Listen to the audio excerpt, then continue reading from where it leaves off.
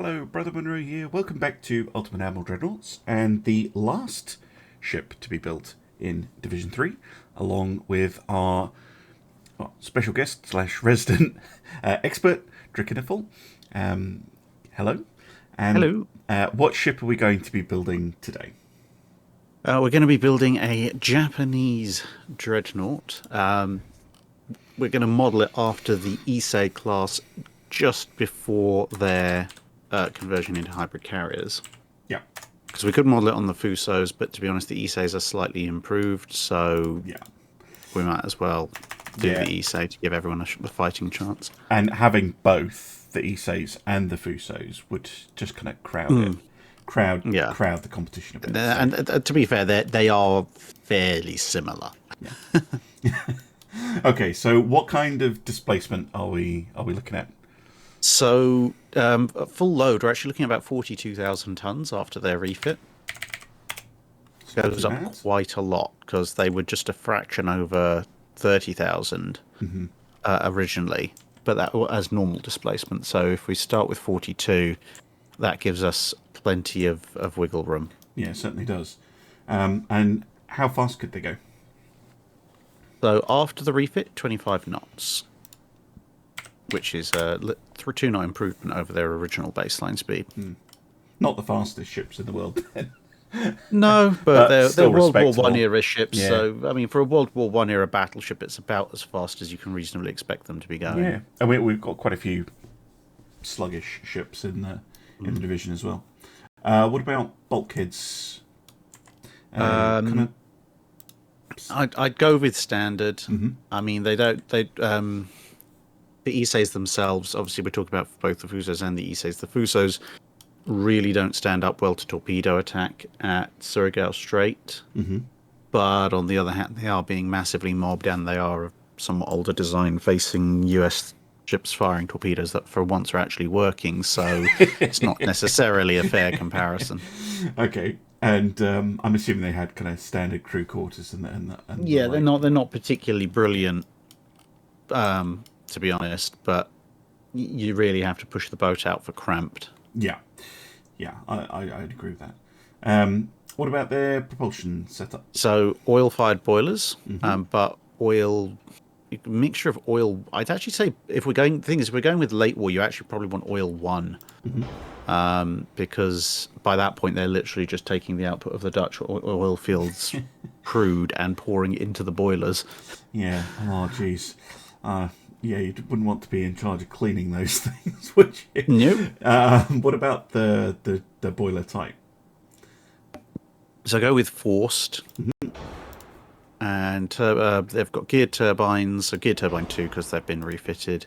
Sure. Orcs 2, shaft 2, semi-balanced rudder, and we'll probably go with electro-hydro steering.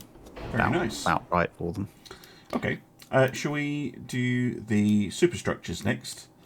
Yes. There's only really 3 choices. So we have the standard pagoda tower, an even bigger pagoda tower, and a more kind of Yamato style advanced pagoda tower. Okay. So the Yamato one is too advanced. So is there any visual difference between the standard and the big? Sure. I don't think so. No, they look very, very similar to me.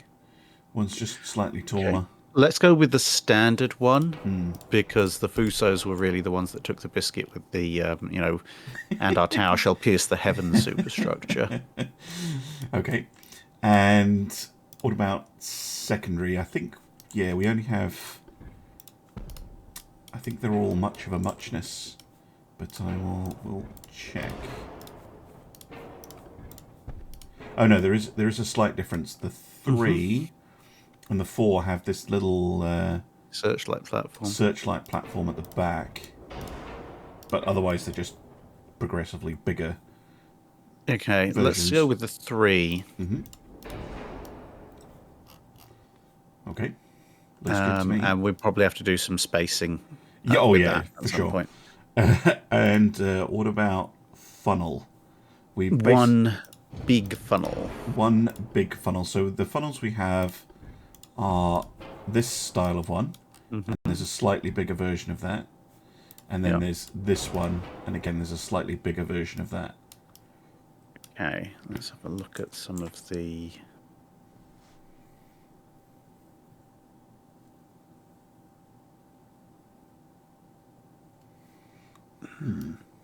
It's a pity you can't flip them round.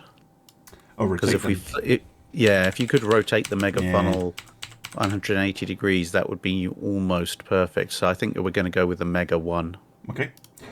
Sadly, yeah, there is a rotate key, and you can hear me pressing it. But yeah, sadly, we lost the ability to rotate funnels because people were doing some very sneaky things and mounting them sideways, so that you could fit like hundreds of funnels on a ship. Okay, and how was the superstructure kind of laid out? Right, so you've got the forward superstructure. Then there was an area for air. Sorry, hang on. So forward superstructure. Sorry, I was looking at the wrong plans there. Then there's a little space for boats, and then the funnel. So probably if we move that funnel up until it's right next to where those boats are stored, so get a two layer of boats. Like Go that? a bit bit further. Yeah, something like that. Oh no, it took one out. Sneaky game. The boats take a while to update, annoyingly. Well, I mean, yeah. There we go. Yeah, that's roughly right. We might have to we might have to play around a bit with the spacing when we're putting the turrets in. Sure. Do you want to put the turrets in just now, actually? Yes. Things were on that. So, what kind of guns did they have? So we've got twin 14-inch turrets, and we have a very nice 6 of them. Excellent. In 3 pairs. So the forwardmost one, if we're looking at it from the top, we basically want I would say about 2/3 of the turret. Yeah, pretty much there. Maybe if one more forward. I mean, the layout's not perfect, but basically you want about 2/3 of the turret on the final straight of the bow structure. So that's about right. Gotcha. Okay. And then we stick another twin. Oh, that's typical of me. There we go. Stick another twin on the super firing position just behind it. I think we need the very tall to go over the rangefinders. Yeah. I think that looks about right. Yeah. And then we move the superstructure forward to sit right behind the turret. Like that? Yeah, and then we bring the... There you go. Yeah. Ah. Close enough. There we go.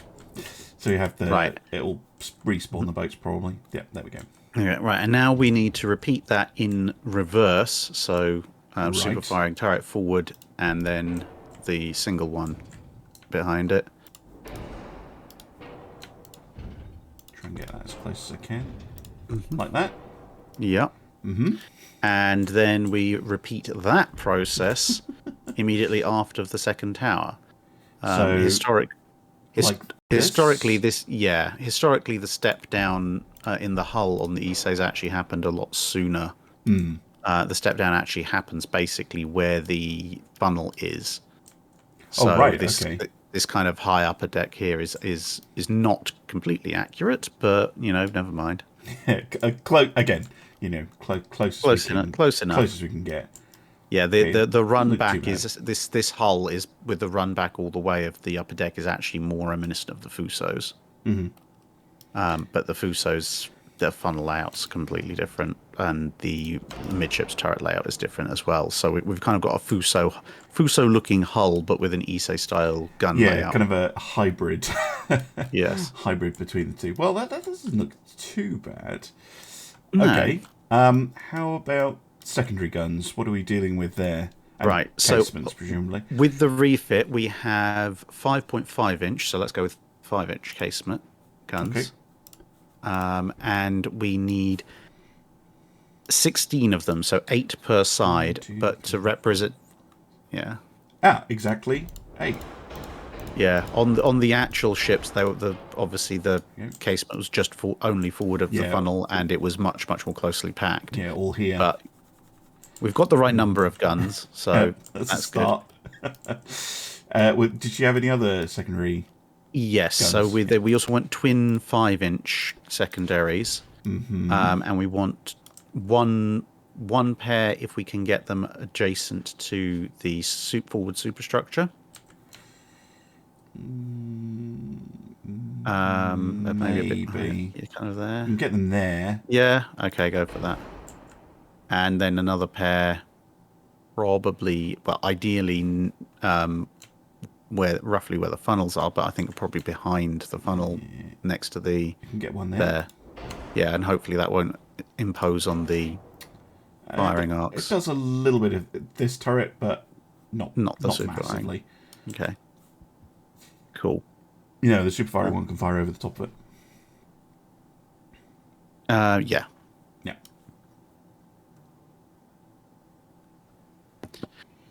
Yeah. Okay, cool. So we've got our basic armament layout and then a bunch of twin 2-inch just scattered across the superstructure. Anywhere it will fit. Yeah. We can fit one all on the pagoda superstructure. There's loads of mounting points there. Simulating the beloved 25mm. Well, there we go. I don't think it likes those ones. Oh, it's not those ones. It must be those ones then. There's something it doesn't like. Which gun is interfering with you? Oh wow, okay, not the one I expected. It's fine with those ones. It's fine with those ones. But these ones, no. I don't know why that is, but okay. Anyway, just shove them in as much as you can. And I'll take this one off because that's gonna. I can't get a pair. There we go. Very prickly. Yes. looking tower. So yeah, that's our basic Issei, at least as far as visuals goes. Awesome. Okay. What about her protection setup? Okay, so Krupp armor, probably Krupp. Memes about Japanese armor aside, it is World War One. So I'm gonna go with Krupp 2. Because Krupp 3 is kind of our very, very top of the line World War 1 and standard World War 2. Krupp 4 is like the most advanced. Krupp 2 seems fair. Yeah. Barbette's fairly standard. Anti-torpedo protection? I'm going to go with 3. Seems fair. Yeah. Double. Standard. Reinforced with a refit. Anti-flood 2. And Citadel, she's a distributed armor. Yeah, armor Citadel. Okay. And gun setup. What are we looking at? Okay. So, what we got? We're definitely not max HE, so probably a balance. Standard ratio. And then base fuse for the HE. Capped ballistic 1 for the minute. We'll see what that does with weight. Presumably, we'll stick with standard for now. Chlorite, presumably. Yeah. And then picric? Picric acid, yeah, because it's Shimose. Well, we can do reload and things in a minute. So that gives us, on the AP shell, a velocity of 868 meters per second and a 1,257 kilo shell. What? I know. It should be 673. Okay, what happens if we take the? I mean, if we make it light, it's going to go at warp speed. Actually, the muzzle velocity is pretty much the same. Shell weight's still like a half again, too much, but never mind. So what happens if we move it down from cap ballistic to just capped? 928 kilos. Standards would be 844, and now we're into semi-armor piercing. Semi-armor piercing stuff. That's just silly. It's just not right. Yeah, so let's go with capped as the as our compromise. Sure, sounds about right. And then these guns have got a rate of fire of 1.63 rounds per minute currently, compared to an ideal target of 2, so it's probably a little bit low. Okay, we can get to 1.87 with the enhanced, or 2.39 with enhanced. Semis. Yeah, enhanced. And what about the traverse? Go with advanced hydraulic. All right. Okay. Rangefinders. Rangefinder's pretty good. So I'd go coincidence 4. Hydrophone. RDF. Presumably. It doesn't matter. Advanced, but we'll see. We might have to get rid of it for weight purposes and probably a Gen 1 radar if we're going with the absolute. I mean, it's not entirely realistic, but for 1945, because Issei and Hyuga were hybrid carriers by that point, and Fuso and Yamashiro had been sunk, but they would have had a basic radar. Sure. If they'd been around. Yeah, assuming that, Ultimate Admiral doesn't have carriers at all, so no. Presumably there would be no imperative to kind of do the weird things that they did with them.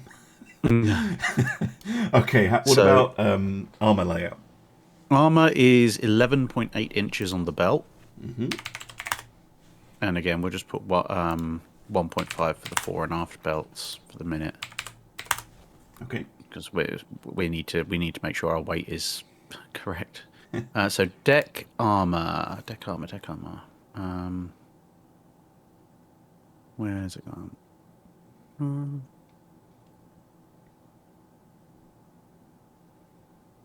3.3 inches. Okay. Then presumably just like 1.5 on the extendeds, or did you have it? Yeah. And the conning tower. Conning tower is 12 inches thick. Superstructure 1.5. Turret face. 10 inches on the face. Okay. And on the top? 3. Okay. Yeah, the Japanese don't really seem to go for heavily protected turrets before the Yamato. It didn't. Yeah, that was a bit of the issue with the Congo in Division 4. In that, they got their turrets penned quite a lot and then had some fairly spectacular deaths. But yes. And I know the secondary armors are almost certainly wrong, but we can't really change them very much. No. Well, we are coming in quite a bit underweight.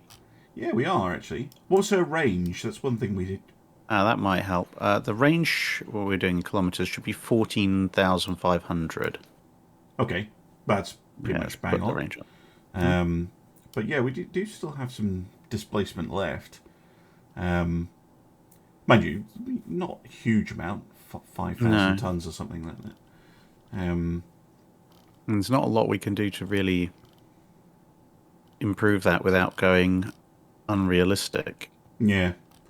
I think that's probably pretty. Oh, well, what we could do is, since we're creating a hybrid anyway, we could give her the Fuso's deck armor upgrades.